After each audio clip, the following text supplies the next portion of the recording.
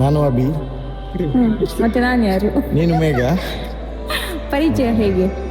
ಕಾಲೇಜಿಂದ ಪರಿಚಯ ಇಲ್ಲಿವರೆಗೆ ಬಂದಿದೆ. 12 ವರ್ಷದ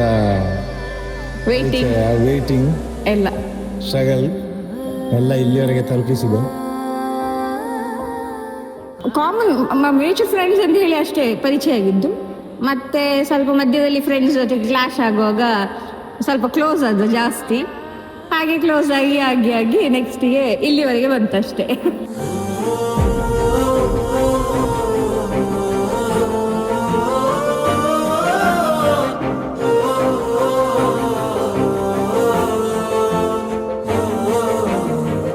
ಫೈವ್ ಇಯರ್ಸ್ ಮಾತ್ರ ಕಷ್ಟ ಇತ್ತು ಸ್ವಲ್ಪ.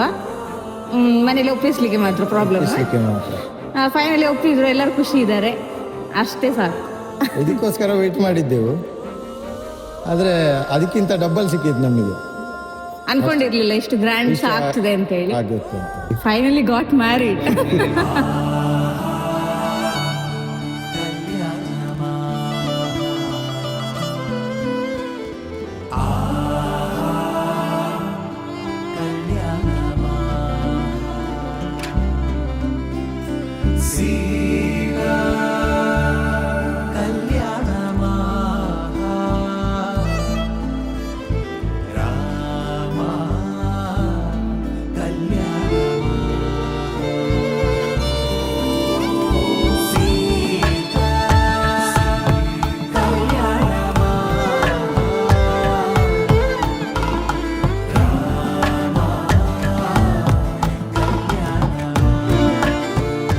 ಅಬ್ಬಿ ಬುಕ್ ಹಾಕಲು ಒಂದು 13 ವರ್ಷ ಆತ ಲವ್ ಸ್ಟೋರಿ ಭಾರಿ ಭಂಗ ಬರ್ತದ.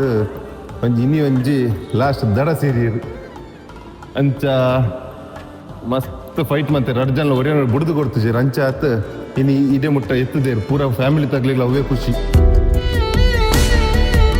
ಇದೊಂದು ಬಂತ ಗ್ರೂಮ್ ಬಂತ, ಬ್ಯಾಚುಲರ್ ಪಾರ್ಟಿ ಬಂತ, ಈಗ ಒಂಜಿಯ ಸರ್ಪ್ರೈಸ್ ಕೊರ್ದು